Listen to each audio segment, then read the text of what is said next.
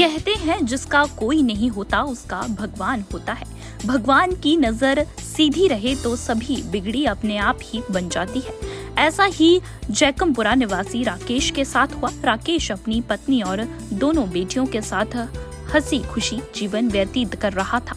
अचानक राकेश की पत्नी की दोनों किडनियां फेल हो गई। इलाज में राकेश ने कोई कसर नहीं छोड़ी, लेकिन भगवान की मर्जी के आगे किसी की नहीं चलती है। लंबी बीमारी के चलते राकेश की पत्नी का देहांत हो गया। अब दोनों बेटियों की जिम्मेवारी राकेश के कंधों पर आ गई।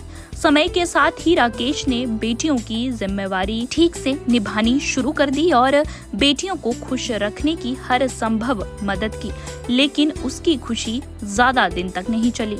इस बार राकेश की दोनों किडनियां फेल हो गई। राकेश पर दुखों का पहाड़ टूट पड़ा। इलाज के लिए ना तो पैसे थे और ना ही अपनों का साथ। ऐसे में राकेश के दोस्तों ने निस्वार्थ कदम के संचालक प्रमोद राघव से संपर्क साधा और सीधी और सारी स्थिति से अवगत करवाया। राकेश के लिए देवदूत बनी निस्वार्थ कदम एनजीओ की बात सुनने के बाद प्रमोद राघव ने अपने एनजीओ के गुड़गांव ऑफिस के संचालक ओम प्रकाश को हर संभव मदद करने के निर्देश दिए। ओम प्रकाश राकेश के घर पहुंचे। घर की स्थिति देखने के बाद उन्होंने राकेश को इलाज के लिए हॉस्पिटल में दाखिल करवाया।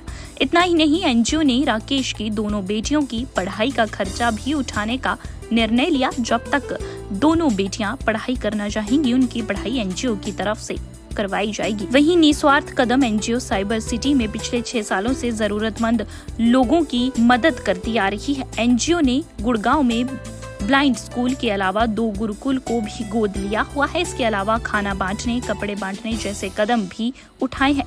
गुरुग्राम में 3 जगह नेकी की दीवार शुरू की गई है। इस दीवार पर लोग घर में इस्तेमाल न होने वाला सामान, कपड़े, खिलौने और बर्तन आदि रख जाते हैं। जिसको भी जरूरत होती है वे वहां से सामान ले जाते हैं। वहीं एनजीओ द्वारा दी गई इस मदद से राकेश की दोनों बेटियां काफी खुश हैं। उनको पिता का प्यार पहले की तरह मिल रहा है। पढ़ाई की टेंशन भी दूर हो गई है। संस्था ने दोनों की पढ़ाई का जिम्मा जो उठा लिया है। वहीं राकेश का भी इलाज अब गुरुग्राम के एक निजी अस्पताल में हो रहा है। जेंट्स मेरे पापा की तबीयत काफ़ी ख़राब थी। उसके बाद हमने थोड़े टेस्ट वगैरह कराए तो मेरे पापा को किडनी की प्रॉब्लम बता दी।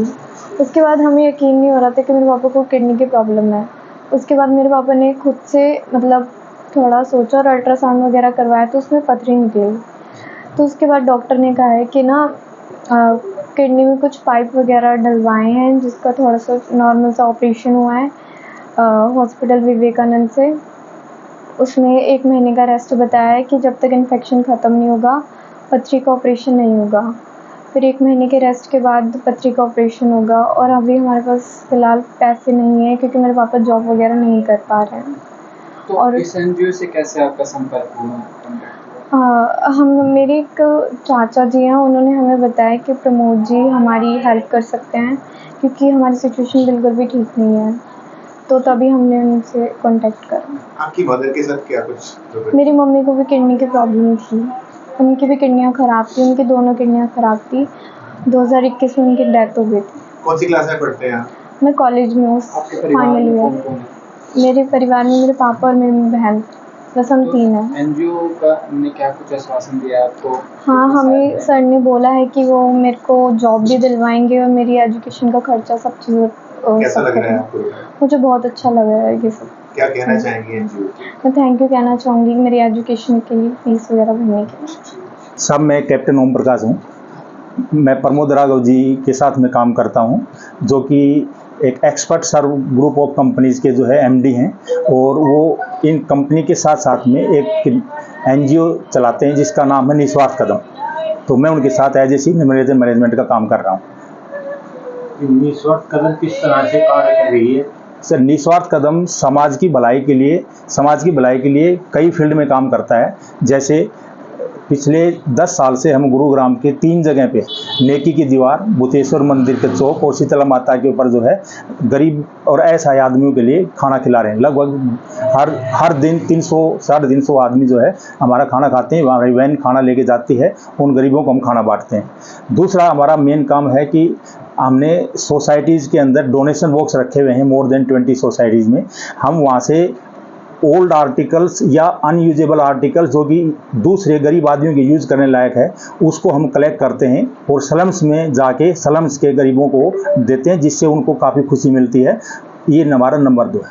उसके बाद पर्यावरण के लिए भी हम काम करते हैं। जब बारिश का मौसम आता है तो हम जो है रोडों के ऊपर या स्कूलों में या ग्राम पंचायत की खाली ज़मीन पे हम जो है पेड़ लगाते हैं।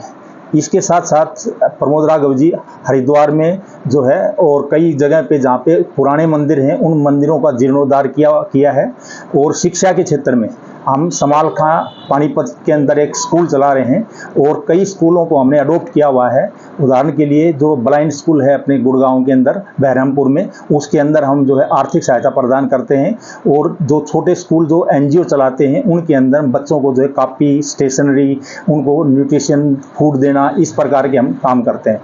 उसके बाद में जब हमारे पास कोई रिक्वेस्ट आती है, कहीं से हमें पता चलता है कि कोई गरीब कन्या है उसके शादी में परेशानी हो रही है, तो हम उस बच्ची की शादी की जिम्मेदारी उठाते हैं और यथाशक्ति उसकी लड़की के लिए कन्यादान का बंदोबस्त करते हैं। प्रकाश जी, राकेश जी से आपका कैसे संपर्क हुआ? क्या कुछ इनका बारे में कुछ जगह बताइए। इनके परिवार की कैसे आपने हेल्प करी? राकेश जी हॉस्पिटल में एडमिट थे, तो एक मिस्टर योगेश जी का हमारे पास फ़ोन आया कि आपके एनजीओ के बारे में हमने सुना है। प्रमोद राघव जी जो है हर आदमी की हेल्प करते हैं। हमारे पास एक केस है जो कि बहुत गरीब आदमी है, उसके पास हॉस्पिटल का बिल देने के लिए पैसे नहीं हैं और उसकी 2 छोटी छोटी बच्चियाँ हैं और उनकी एजुकेशन में उनको बड़ी दिक्कत आ रही है, तो क्या आप हमारी सहायता कर सकते हैं? तो जैसे योगेश जी का फ़ोन आया, हमने प्रमोद राघव जी ने जो है हमको डायरेक्शन दिया कि आप जाके उनके घर जाओ और हॉस्पिटल जाके राकेश जी से मिल के आओ।